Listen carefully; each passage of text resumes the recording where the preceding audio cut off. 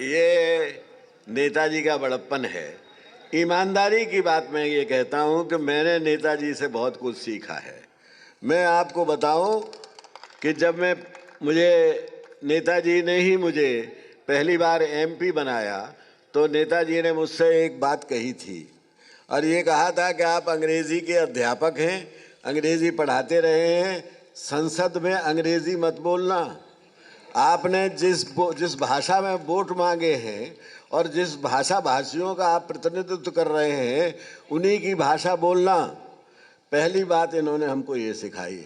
और दूसरी बात, उस समय तक मैं कोट पैंट पहनता था, सूट पहनता था।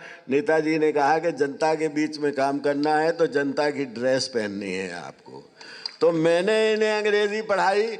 बाद में हम दोनों ने मिलकर अंग्रेज़ी का विरोध किया और ये कहा कि अंग्रेज़ी हिंदुस्तान की भाषाओं के पीछे एक भाषा हो सकती है लेकिन हमारी भाषाओं का नेतृत्व नहीं कर सकती।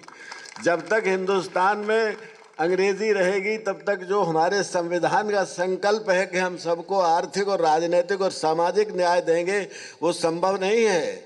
ये बात नेताजी ने न हमसे सिर्फ कही बल्कि हमारे साथ जाकर दक्षिण में और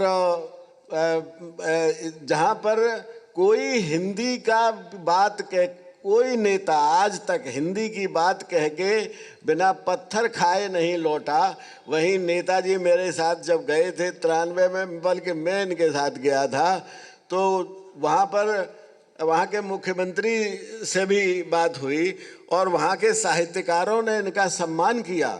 और इसलिए किया कि इन्होंने ये कहा कि हम यहाँ पर हिंदी थोपने नहीं आए हैं, हम आपको तमिल थोपने आप आए हैं। अंग्रेज़ी आप हटाइए, तमिल किसमें काम करिए तो हम आपको तमिल में जवाब देंगे। ये हिंदुस्तान को एकता और अखंडता के सूत्र में बांधने का काम जो नेताजी ने किया है वो हिंदुस्तान के इतिहास में स्वर्ण अक्षरों में लिखा जाएगा और पहले नेता हुए हैं। मैं अभी बात नहीं कह रहा था, उस क्षेत्र में जहाँ नेताजी गए थे वहाँ रामायण जलाई जाती थी, वहाँ कोई राम का नाम सुनने को तैयार नहीं होता। वहाँ वो कहते हैं कि द्रविड़ जो हैं वो तो रावण के वंशज हैं या उनके वंश के हैं या उनके जात के हैं या उनके देश के हैं। तो वहाँ पर नेताजी ने हिंदी की बात कहकर और सम्मान जो प्राप्त किया वो अद्भुत है। मैं एक और संस्मरण सुनाना चाहता हूँ। उन्होंने जब कहा ही है कि उनके बारे में कुछ कह दूँ, इंदौर में नेताजी ने एक हिंदी भाषा भाषी मुख्यमंत्रियों का एक सम्मेलन किया था और उसका मतलब यही था कि जब अंग्रेज़ी हटेगी तो हिंदुस्तान के जो हिंदी पढ़े लिखे लड़के गांव के हैं वो उनको ज़्यादा नौकरी मिलेगी। तो जब ये जा रहे थे, हम लोग वेद प्रताप वैदिक भी साथ थे, तो वहाँ के कुछ जो विरोध करने वाले थे, नेताजी के विरोधी थे, और जो विरोधी क्या थे, सीधे सीधे जो उस वक़्त मंदिर मस्जिद का किस्सा चल रहा था, ये मुख्यमंत्री थे और इन्होंने जिस तरह से सख्ती से संविधान और सुप्रीम कोर्ट की फैसले की इज्जत रखी थी, उससे नाराज़ लोगों ने इनकी गाड़ी पलटने की कोशिश की, कार पलटने की कोशिश की। तो नेताजी ने ये कहा कि हमारा भाषण सुन लो, उसके बाद गाड़ी पलट दोगे तो हम बाहर निकल आएंगे, कोई बात नहीं है। और उसके बाद जब इन्होंने भाषण दिया और जब अंग्रेज़ी का महत्व बताते हुए कहा कि हम तुम्हारी लड़ाई लड़ रहे हैं, ये छोटी मोटी बातें छोड़िए, तो उन्हीं लड़कों ने, उन्हीं नौजवानों ने जो विरोध कर रहे थे, उन्होंने नेताजी का वहाँ बहुत बड़ा भव्य स्वागत किया। इन सब बातों का मैं आँखों देखा गवाह हूँ। नेताजी ने से मैंने जितनी बातें सीखी हैं उतनी मैंने इनको क्या सिखाया, मैंने सिर्फ अंग्रेज़ी सिखाई जो कि बाद में न इन्होंने सीखी ना हमने उसका माना विरोध किया, दोनों लोगों ने मिलके। लेकिन इनसे जो बातें हमने सीखी हैं उसने हमारी ज़िंदगी में एक क्रांति की है। मैं इनको अपना शिष्य भी मानता हूँ और गुरु भी मानता हूँ। बहुत बहुत धन्यवाद।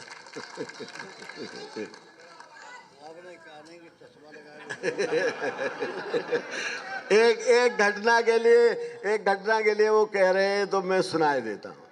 हुआ ये था कि मुलायम सिंह जी के नंबर छमाही इम्तिहान में कम आए और इधर इनका चुनाव 2 जगह हो गया।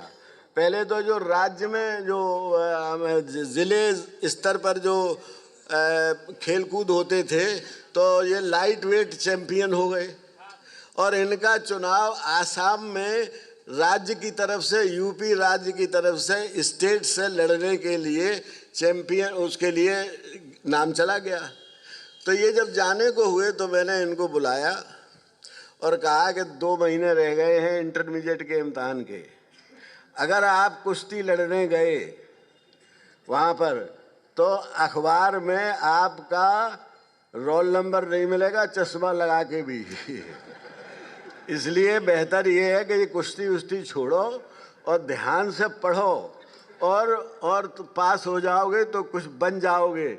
उसके बाद इन्होंने कहा कि मैं कभी फेल नहीं होऊंगा। ये गए नहीं गए, हमारी बात मान ली और उस बात मानने से ये हुआ, मुझे शंका थी तो मैंने कहा कि हमको कैसे पता चले कि आप पास हो जाएंगे।